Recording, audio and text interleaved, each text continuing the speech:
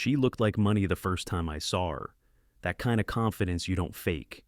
Tight black dress, red lipstick, that high heel walk that makes a man pause mid-sentence. She was leaning over a silent auction table, bidding on some overpriced wine basket. I was just there to support a buddy who volunteered at the shelter. No plans, no expectations. Name's Rick Myers. I'm 58. Been a contractor out of Pittsburgh for over 30 years. Run a small crew. Custom kitchens, home expansions. The kind of work where you come home sore and proud. I don't wear suits. My hands are busted up and my jeans are usually dusty. But that night, I had actually put on a button-down. Thank God I did. She introduced herself as Danielle. Said she handled PR for her dad's clinics. A whole chain of them around Western PA. Everything about her was polished. Not fake, just put together. You could tell she grew up with wealth. But she didn't act stuck up, not that night. She laughed at my dumb jokes, called me refreshing, said I was real. I figured I had a one-night shot, tops.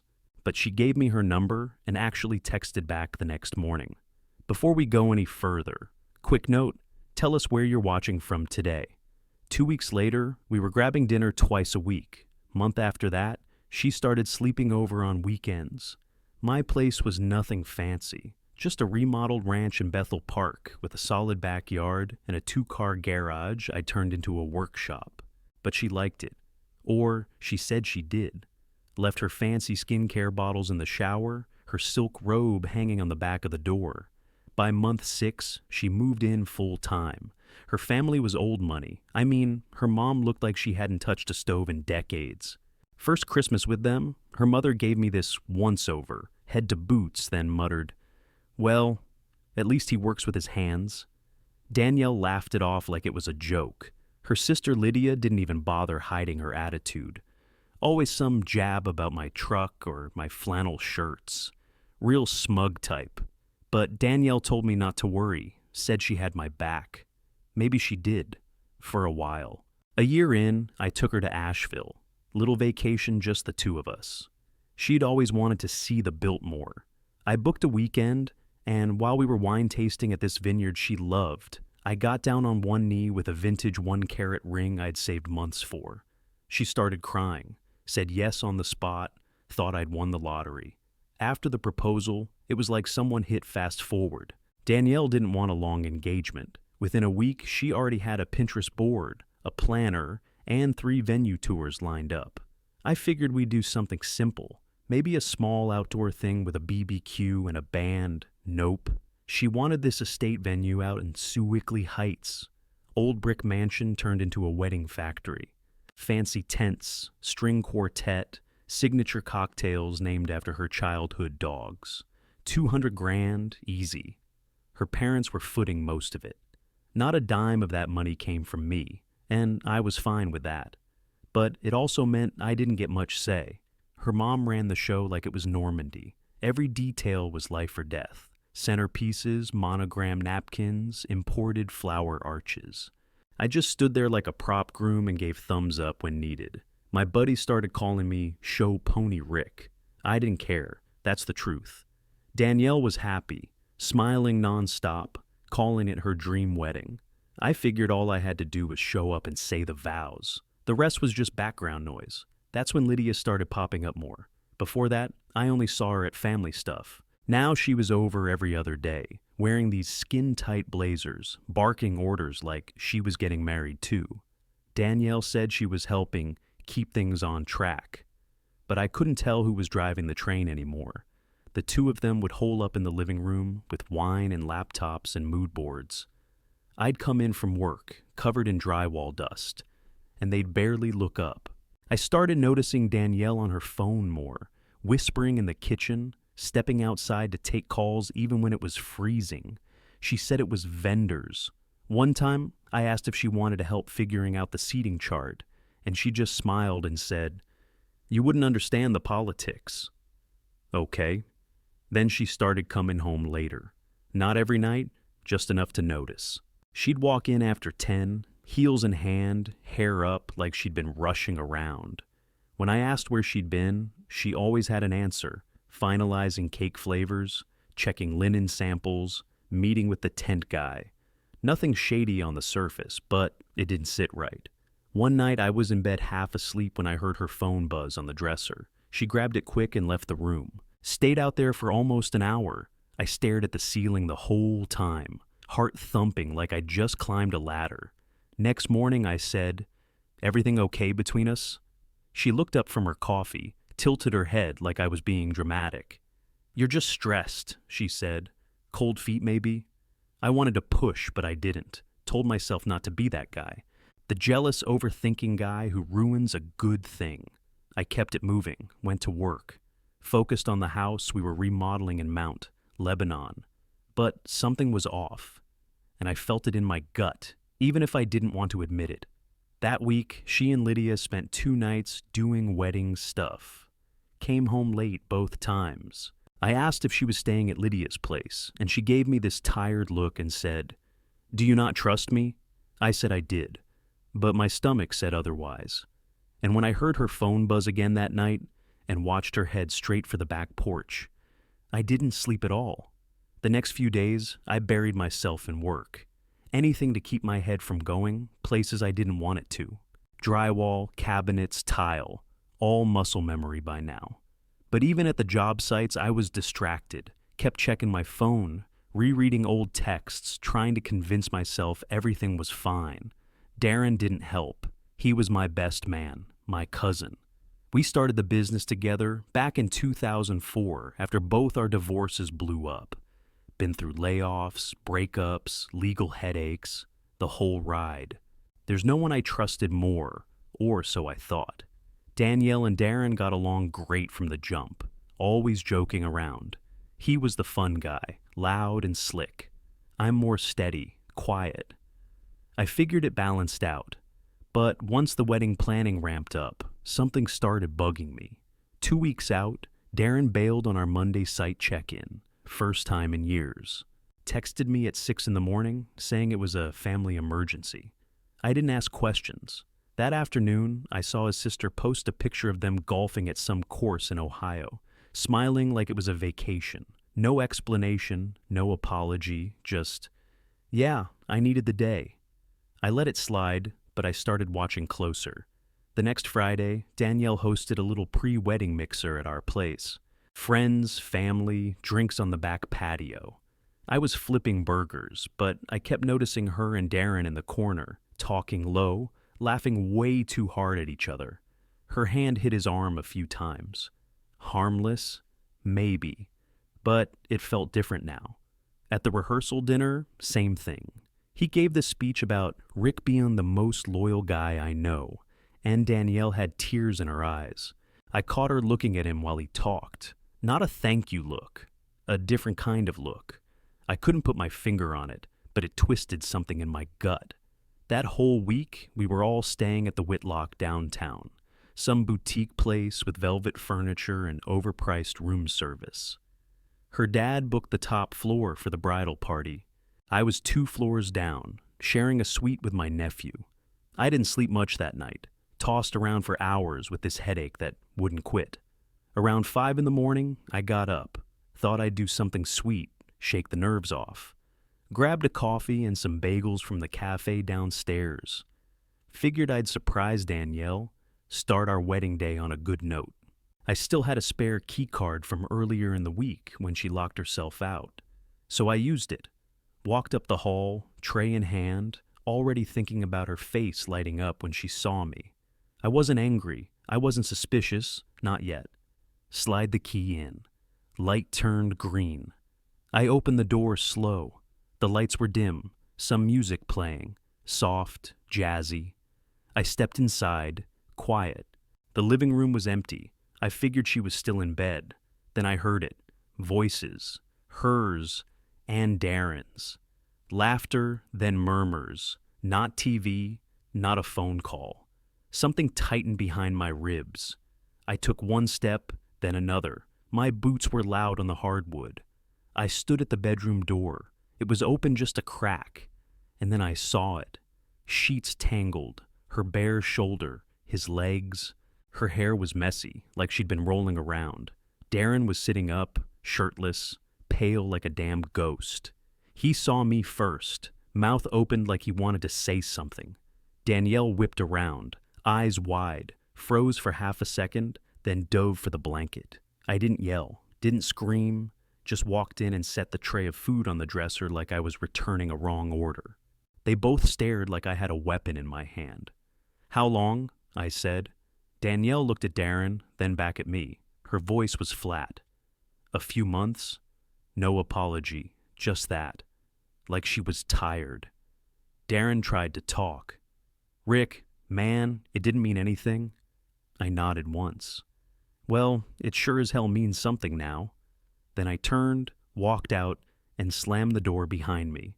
I didn't say another word as I walked down that hallway, just kept moving. Every step felt like it weighed 100 pounds. My hands were shaking, but I didn't stop. Elevator doors opened, and I stepped in like I was just heading to breakfast. No big deal. Just your average groom catching his fiancé and best man screwing each other 6 hours before the wedding. Back in my room, I dropped the key card on the nightstand, sat on the edge of the bed, and stared at the floor. Not crying, not screaming. Just sitting there with my jaw clenched so tight, I thought I might snap a molar. I could still hear Darren's voice. "It didn't mean anything, man." What a load of crap. He looked like a toddler caught drawing on the wall.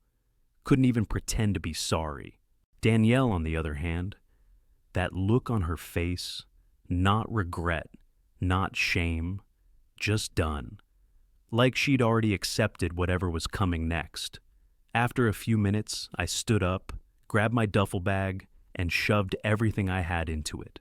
Dress shirt, slacks, cologne, cufflinks I'd borrowed from my old man. All of it jammed in like garbage. Then I took out the ring box from the inside pocket. 1 carat vintage cut. Took me 5 months of side work to pay off. I opened it, stared for a second, then snapped it shut and tossed it in the trash can. I wasn't going to be anyone's backup plan. My phone buzzed on the nightstand. Darren, I let it ring. He called again. I silenced it. 2 minutes later, Danielle texted, "Please don't do anything rash. Can we talk?" I didn't respond. What was there to say? A knock came at my door, not even 5 minutes later. "Rick, it's me," her voice. Soft. Like I was the one who needed comforting. I didn't answer. I stood behind the door with my fist balled and my jaw locked, staring at the handle like it might explode. Another knock, then silence. I waited a beat, then swung the door open. She looked like hell. Hair still messy, makeup smudged, wearing one of those hotel robes with the tie barely holding together. "I just want to explain," she said. I stepped back just enough for her to walk in. She did, slow, like I might bite. "Nothing you say is going to change what I saw," I said. "So make it quick." She looked around the room like maybe the air would give her words. "It wasn't planned," she said finally. "It just happened. We were stressed, talking. One night turned into 2, then..." I laughed, just once, sharp and mean. "Stressed? That's your excuse?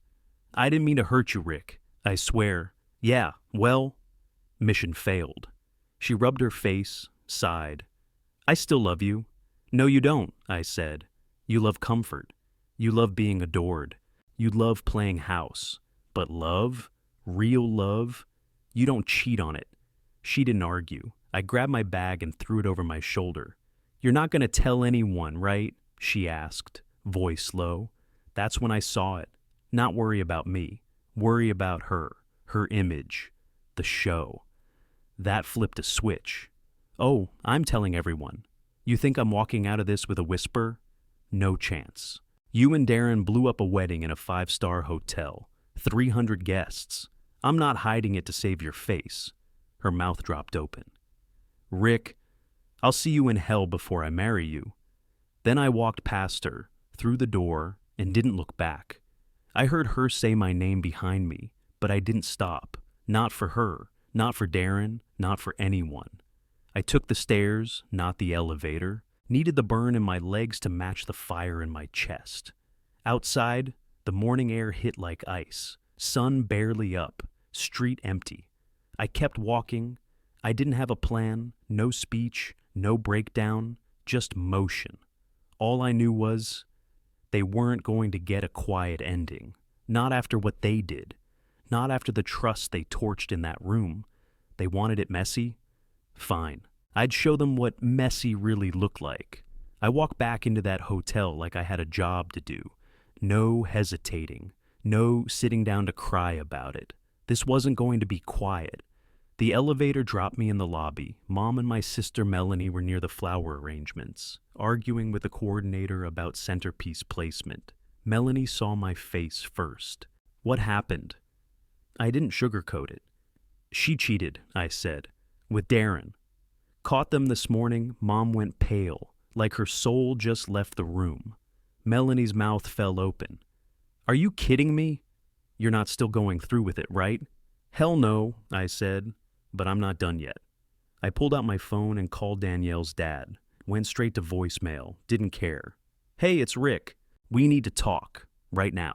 Meet me in the lounge in 15. Bring no one. Then I texted Tom, my other cousin. Not in the wedding party, thank God. But he was a cop, level-headed, smart, and one of the few people I could trust in that damn building. He met me at the hotel lounge 10 minutes later. Civilian clothes, badge in his wallet. Danielle's dad walked in 5 minutes after that. Doctor. Marcus Lanning. Guy looked like old money in golf clothes. Calm, clean, used to power. He sat down like he owned the table. What's this about, Rick? I leaned forward, dropped the key card on the table between us. Ask your daughter, I said. Or maybe ask Darren. His eyes narrowed. I don't understand. Caught them in bed this morning, I said. Your daughter and my best man, room 812. I walked in, he blinked. That's not possible. Tom spoke up. I can vouch for the key card. We reviewed the logs. Timestamps line up. Marcus sat back. His mouth tightened. Even if what you're saying is true, it is. Even if, he repeated, this isn't something to make public. We'll handle this internally. I shook my head. Not this time. Rick, no, I cut him off. You don't get to lecture me about keeping things quiet. Your daughter blew up a wedding with 300 people. Your image isn't worth more than my dignity. He stared at me, cold, calculating. You know what this will look like? Yeah, I said. The truth. He didn't speak for a while. Just sat there, staring at the key card like it might vanish if he waited long enough. Tom leaned forward. If Rick doesn't say something, I will. You can't sweep this one under a rug, Marcus exhaled, slow and sharp. Do you want revenge or closure? I want accountability, I said. Your daughter and my cousin humiliated me. I'm not walking out of here pretending nothing happened so your cocktail party doesn't get awkward. He stood up, adjusted his watch, and nodded once. Then you'd better prepare for fallout. I'm not scared of fallout, I said. I've got nothing left to lose. He turned and walked off without another word. I looked at Tom. He said, You did the right thing. I nodded once. Then I headed for the elevator and straight to the bridal suite. The elevator doors opened and Marcus was already waiting, said nothing. Just gave a tight nod, then motioned toward the stairs. Guess he didn't want eyes on us. Fine by me. We walked up to the bridal suite in silence. I could feel the weight coming off him with every step. He knew. He just didn't want to admit it until now. But I'd ripped the bandage off. No more pretending. He knocked once. Light. Like he was scared of her now. Danielle opened the door in a white robe. Hair half curled, half pinned up. Lipstick not even on yet. She looked surprised to see both of us, but she didn't say anything, just stepped aside. I walked in. Stood by the vanity. Marcus didn't sit. He just stared at her. Tell your father, I said. Danielle glanced at me, then at him. It's not what you think. Marcus didn't move. She tried again. It wasn't serious. It was a mistake, one I regret. He still didn't speak, just kept looking at her like he didn't know who she was. Her voice cracked. I was overwhelmed. The wedding, the pressure. No, I cut in. Tell him the truth. You've been sleeping with Darren for months. You told me that yourself. She looked down at the floor, silent. That's when Lydia walked in. She stopped just inside the door, eyes darting between us. What's going on? Your sister's explaining, I said. Lydia folded her arms. Explain what? Marcus turned to her. Your sister's been having an affair with the best man. Lydia's eyebrows jumped, but only for a second. Then she switched right into spin mode. Okay, look. That doesn't need to leave this room. We can say she's sick. Food poisoning. Something Danielle finally broke. Sat down at the edge of the bed and covered her face. I didn't mean for this to happen, she said through her hands. Rick, I still want to marry you. I stared at her. You still think this ends with a wedding? She stood up, came toward me. Please, it was a mistake. Yeah, I snapped. Mistake number 23. You two weren't even careful. Lydia stepped between us. This doesn't need to be public. You can walk away quietly. No, I said. I'm not walking away from this with a whisper. I'm canceling everything, and I'm going to tell people why Danielle grabbed my arm. Rick, don't. Please, we can fix this. I yanked my arm free. Fix? You think this is drywall I can patch up? You lit the whole damn house on fire. Her eyes welled up again. She turned to Lydia. What do I do? Lydia looked annoyed. Pull it together, Danielle. Crying won't help. We need a statement, not a meltdown. That's when Marcus finally spoke. Enough. Everyone went quiet. He looked at me. You're right, Rick. Do what you need to. Danielle gasped. Dad! He held up a hand. You made your choices. Then he walked out. Didn't even look back at her. Danielle dropped to the bed, sobbing now. Real tears. But I didn't care anymore. I'd given everything I had to that woman, and she tossed it out like garbage. I turned to Lydia. Better get your PR statement ready. Then I walked out, down the hall, toward the reception room, and toward the mic. I changed out of my suit and into a dress shirt and jeans. Nothing fancy, no tie, no jacket. The way I dress when I want to be taken seriously. I splashed some water on my face, checked the mirror once, then walked out. The ballroom was already filling up. Music played low in the background. Some soft jazz crap Danielle had picked. Guests were milling around, sipping mimosas, flipping through the programs with my name printed in gold foil next to hers. I walked straight to the DJ table. Guy looked confused. I need the mic, I said. He hesitated. I didn't. Took it from his hand, stepped onto the small platform at the front of the room, and tapped it twice. People turned. Some were still laughing, chatting, sipping champagne. They quieted down quick. Folks, I said, I won't keep you long. A few chuckled, thinking I was kicking off the ceremony. Wrong. There's no wedding today. Gasps. A few people straight up froze mid-sip. I let it sit for a second. Turns out the bride and the best man had their own little ceremony last night. I caught them myself. You could have heard a pin drop. Then, from the back, someone clapped. Slow, one guy. Then a few more joined in. A few people laughed. A woman in the front looked like she wanted to faint. I kept going. Now, I know that's not what y'all came here for, but the food's already paid for. So are the drinks. And the music. People looked around, unsure what to do with themselves. So eat, drink, dance, knock yourselves out. Just know the groom's single again. That cracked the room wide open. Laughter, cheers, even a whistle from someone near the bar. I stepped down and handed the mic back to the DJ, who looked like he wasn't sure if he should play Celebration or The Sound of Silence. My cousin Kenny came up and hugged me, whispered, Proud of you, man. A couple of Danielle's cousins, the ones who actually had decency, walked over and said they were sorry. Said they had no idea. I believed them. They looked embarrassed to be related to her. My mom found me a minute later. She looked like someone had lifted a weight off her shoulders. You okay? She asked. I nodded. Better than I should be. Then Melanie came storming in. face like a storm cloud. Grabbed a flute of champagne off a passing tray and downed it in one gulp.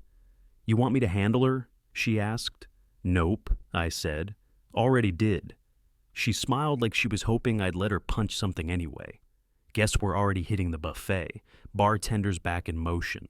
It wasn't the day I planned, but it was mine now, and I owned every second of it. By the next morning, half the city knew. Someone's cousin posted a video of my mic drop on Facebook. A wedding planner from another table shared a quote from it on Instagram. By Monday, a local lifestyle blog had written a whole piece titled "The Wedding That Imploded at the Whitlock." Photos, reactions, even quoted my line about the bride and best man having their own ceremony. Didn't bother me. Hell, I laughed. It was the first time I felt like myself in weeks. I took the week off, shut my phone down, drove out to Kenny's cabin near Laurel Hill. Old school place, wood stove, no Wi-Fi. Barely got cell service unless you stood on a rock by the outhouse. Exactly what I needed. Spent 4 days chopping wood, drinking cold beer, and letting the silence do its job. No fake apologies, no soft voices, just the cold air, the trees, and the occasional buck wandering through like he owned the place. Felt more honest than anything I'd lived through the past year. When I got back home, I turned my phone on and did what had to be done.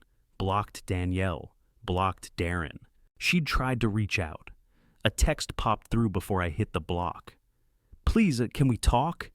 Like nothing had happened. There was a voicemail too. She was crying, said she missed me, said she'd made a huge mistake.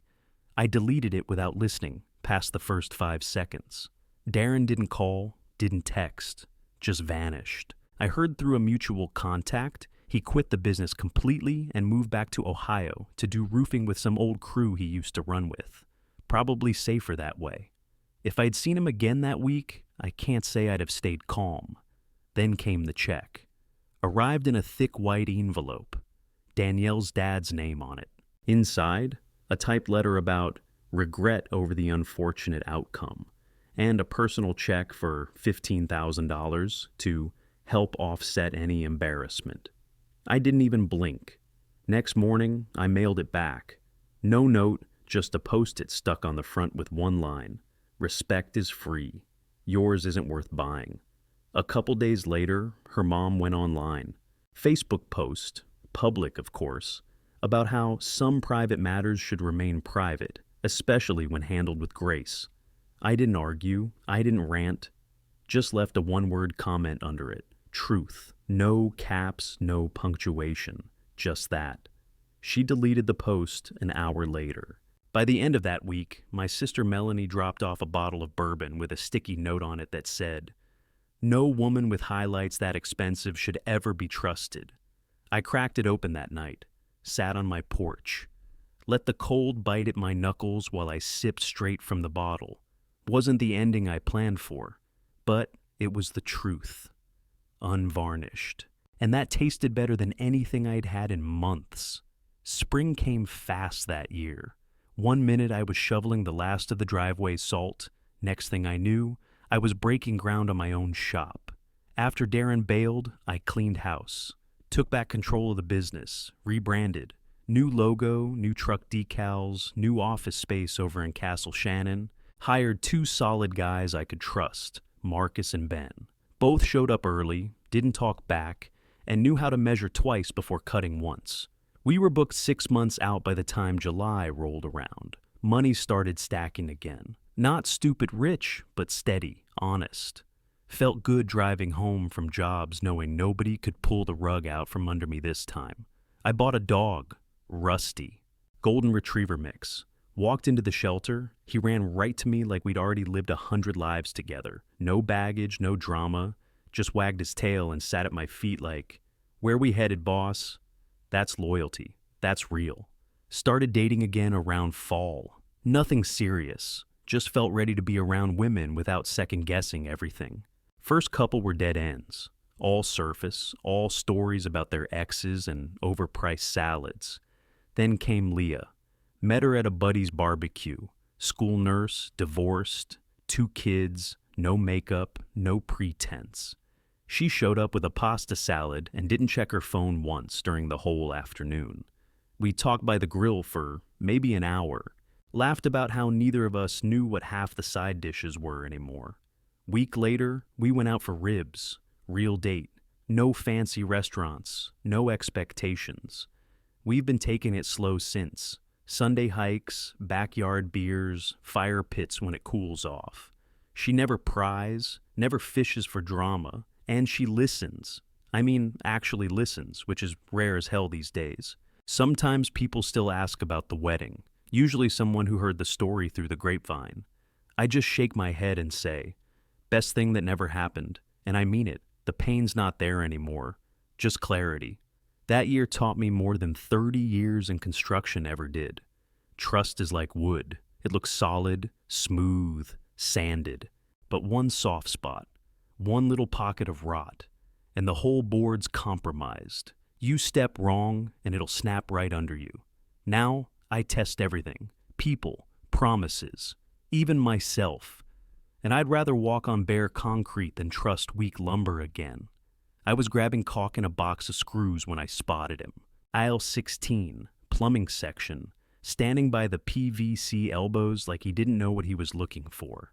Darren, first time I'd seen him in over a year. He looked rough, lost some weight, patchy beard.